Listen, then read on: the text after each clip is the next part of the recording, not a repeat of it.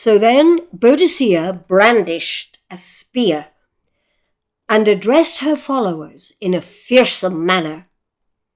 She spoke as follows. You people have experienced the difference between freedom and slavery. But the ignorant among you were deceived by the alluring Roman promises. But now you know your great error. You preferred their imported despotism to your ancestral ways. But poverty with no master is better than prosperity in slavery. Ever since the Romans made their appearance in Britain, we have been treated in a shameful and severe manner.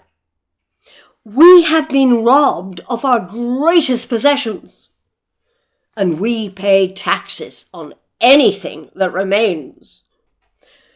We are taxed for pasturing our herds and tilling the land. And the tribute paid to Rome includes a tax on our very bodies, the poll tax. It would have been better to have been sold as a slave just the once than to keep the false title of free and yet pay yearly ransoms to these new masters.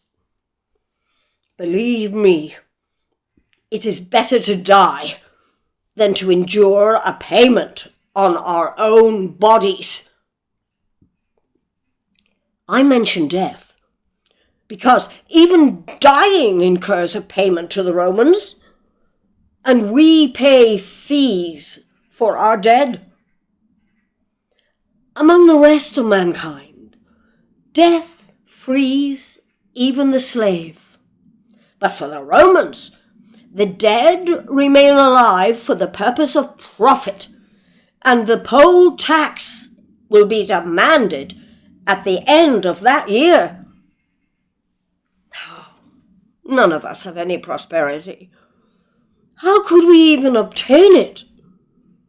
We are stripped and dishonored as if we were a murder victim. All men show consideration for a beast they have just captured. But these Romans are not going to display any greater moderation towards us in the future. Remember, we are responsible for these evils. We allowed the Romans to enter and then remain in our country. We did not immediately drive them out as we did to Julius Caesar. We did not contend with them in the way we dealt with the emperors Augustus and Caligula. We made those emperors think that attempting to enter Britain would be a formidable task. We inhabit an island that is so large that it resembles a continent encircled by its own sea. It is another world. It is divided from all the rest of mankind by our ocean. We dwell on a different earth under a separate sky. Once even the most knowledgeable of men in foreign regions did not even know our name. But now we are despised and trampled by a people who want nothing from us but profit. Oh, my countrymen, my colleagues, and my kinsfolk, we inhabit a single island. We share a common name. Even this late, we can act with honor, but only while we still remember our liberty. Oh, bestow upon your children the name and the reality of freedom. If we forget this, which is our natural state of birth and heritage, then our children will be reared in perpetual slavery. Now, I do not say these words to inspire you with hate or to cause you to fear the future. You already possess these feelings. I am speaking to commend your decision. You have already committed yourselves to action because you have already joined together to follow me. Do not fear the Romans, for they are inferior to us in numbers and in bravery. They protect themselves with helmets and breastplates and greaves, and they hide from attack behind palisades and walls and ditches.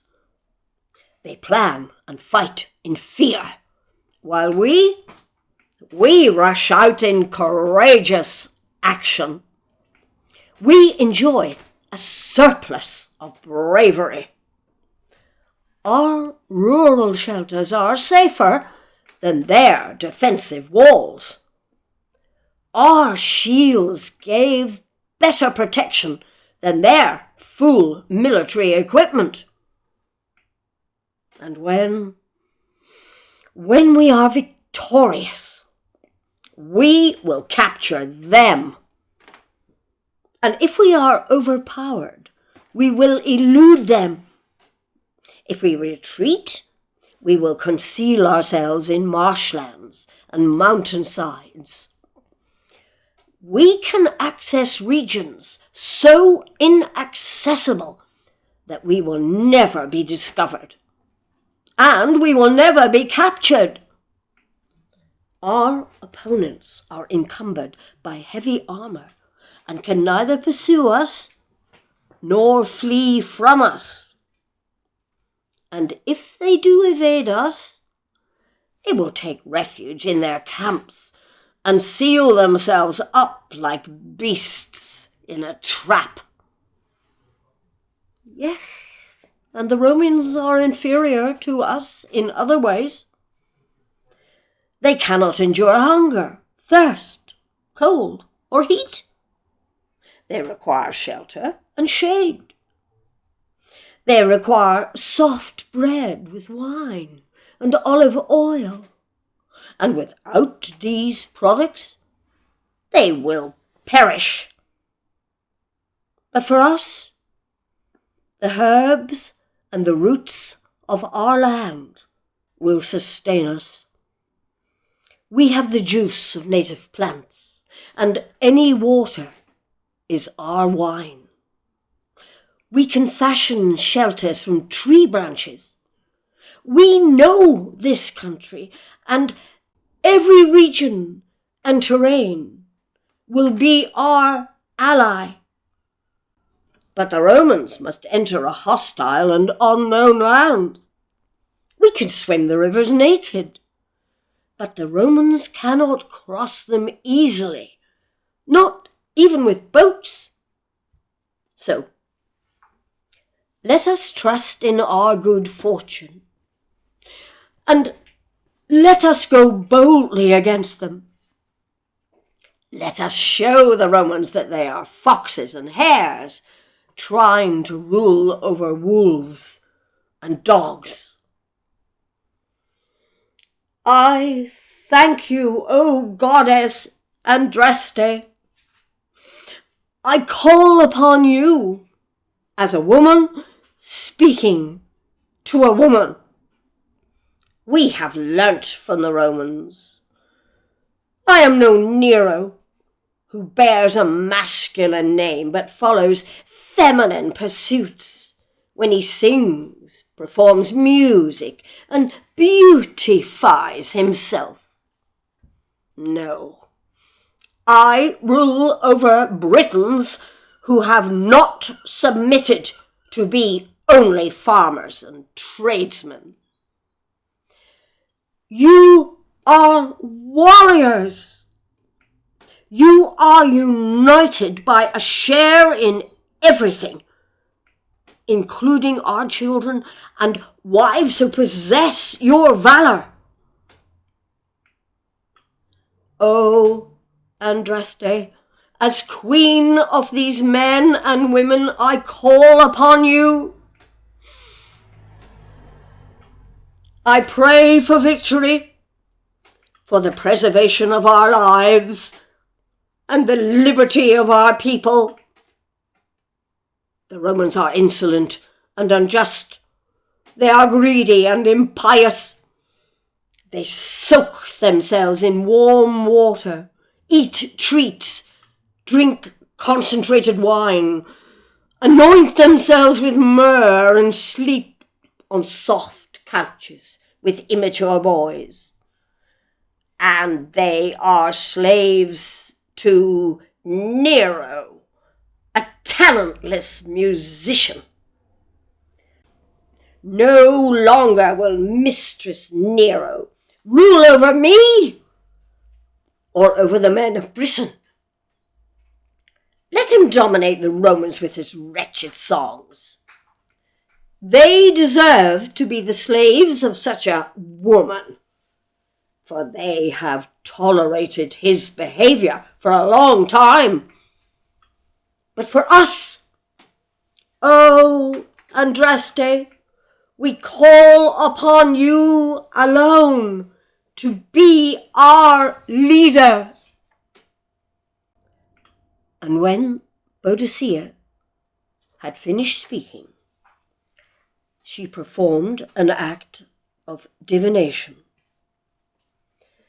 She released a hair from the fold of her dress, and the creature ran from her in an auspicious direction, that is, sunwise, to signal a Celtic blessing. And when the multitude saw this, they shouted their approval in unison. And then Boudica raised her hands upwards towards the sky, and then she led her army out against the Romans.